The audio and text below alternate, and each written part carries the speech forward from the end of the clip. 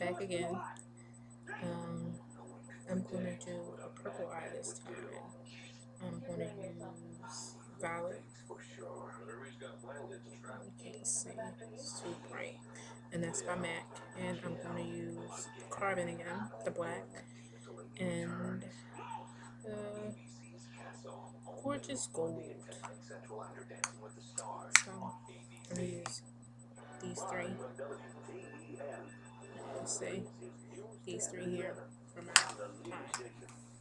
I already prepped my face. I already put my primer and everything on. And when I use the primer, just need a dab and just cover it everywhere. So first, I'm gonna use the violet. Okay, and this is a one of Matt's pigment, which is getting messy and I don't want to get it on the computer. So I'm just going to use what's in the lid because that's enough normally, because you know it's like loose. Okay,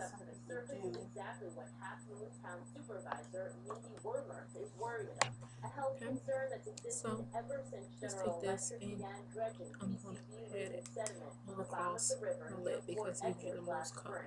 And because it gives you the most color when you do the pat motion, you can thin it out if you want to. Most of the time I do, depending on what I'm doing for the day.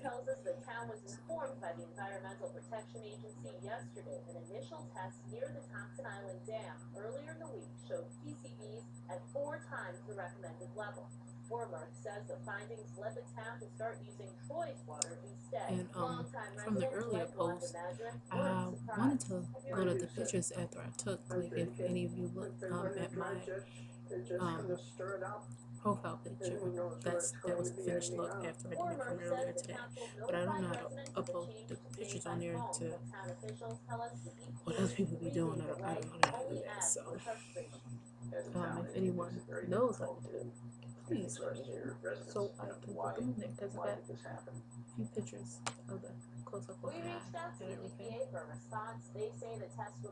I just don't know how to put them on there, so I made one of my profile pictures. So if you look at the profile picture, that's the finished look from earlier today.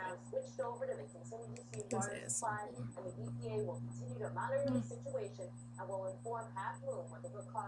And this color is just so gorgeous. Most of the time when I wear this, I'm like a solid color. I love wearing this and my blue when I'm wearing all black. It just seems sexy to me. It's really sexy. They've identified the victims as 21-year-old Virgil Terry and 17-year-old Alfonso Pittman. It happened around 9 on Hewlett Street near Albany Street. When police arrived, they found Terry and Pittman on opposite sides of the street with gunshot wounds. Police tell News 10 they recovered shell casings on the street, but no weapons. 5 men are still being questioned in police custody. And we did get reports that there was some type of argument going on prior to the shell being It's all fired. about what you like personally. Trying to confirm Putting that that now on and through getting rid of the investigation. brush now. But we did get reports that there was some And type of arguments I going like to on. use Investigation carbon still ongoing. and you use your Detectives blending still talking brush to people. An arrest is made. normally Let you guys to know. get it in there. Police are asking anyone with information And remember, to call when I them. do mine, Contact I information is on normally our website, dust some of it off on my hair. wtens.com. If I A don't want menacing too black, complaint leads to a big-time pot bust in Nassau. Police originally there you responded go, to the home of right on Thomas your crease. Martell on Tremont Drive And I because of dot that my complaint. like What they didn't expect to in find a were 52 marijuana plants. Along with that, they found 2 truckloads of growing equipment, weapons, and more than $10,000 cash. Martell was arraigned and sent to Rensselaer County Jail on $20,000 bail. Fire destroyed the home in the town of Mariahville just after 11 this morning. It happened on Mariahville Road. The assistant fire chief says it started in the wood stove and then spread to the roof. The owner was home at the time but got out safely. It appears to be an accident. The home is considered a total loss. Rescue crews had to cut the roof off the truck and pull the driver to safety after an accident on Clarksville Road in New Scotland this afternoon. Police say the truck went off the road, pulled over, hit a utility pole, and then landed on its side. The driver was trapped inside for about a half hour. He suffered only minor injuries. And now now see time for for me a right first look at now, weather. Got that's some more dark, cool but nights ahead, right? I do to make sure the color where I want it to be. And then afterwards I take have some major improvements. Yeah, the weather forecast, we won't give that away just yet, but we do have some unsettled weather to talk about that will come in for And as you tomorrow can see, night. Second this half of the falling in the weekend, Vimo. Sunday, going to be a extremely dry day. It's late in the day that And we're worried these about some wet circles. weather. Because of the wet weather, National Weather Service in Albany has a flood watch issued for Greene County, Columbia, and Berkshire County. This goes into effect Monday morning and it will expire Tuesday afternoon. These areas could pick up 3 inches of rain or so. Streams and rivers already running high from the recent heavy rain and the snow melt. So we will continue to keep an eye on the flood watches. Let's see if they get expanded north. But for right now, mainly encompassing areas to the south. As you get up Sunday morning, good deal of sunshine. Temperatures in the mid-20s, so a chilly start, but certainly less cold than what it was on the Because early it gets rid Saturday of some morning. of the color that I have Noontime, we'll on start to this see the one sun here. fade away. We're in the low 40s, becoming breezy. Cloudy, or at least clouding up, I should say, by 5 This o'clock. one, With some intervals of pretty much sunshine, this temperatures in the upper 40s. Areas to the edges. west, we'll get a I little just bit of want to wet weather soften them up. late tomorrow. Full details coming up in Storm Tracker forecast shortly. Right now, we get back to Marie with the rest of the day's news. Just soften Rick them up. Lazio picked up more support today in the race for New York governor. The Herkimer County Republican Party endorsed Lazio this morning by an overwhelming margin. That makes 3 endorsements for Lazio, including the state's Conservative Party. So far, Lazio would face 2 opponents in the Republican primary, former Democrat Steve Levy and Buffalo businessman Carl Paladino. Meanwhile, Green County is endorsing Chris Gibson for the 20th congressional seat, making it the 5th county in its 10-county district to show their support for the Republican.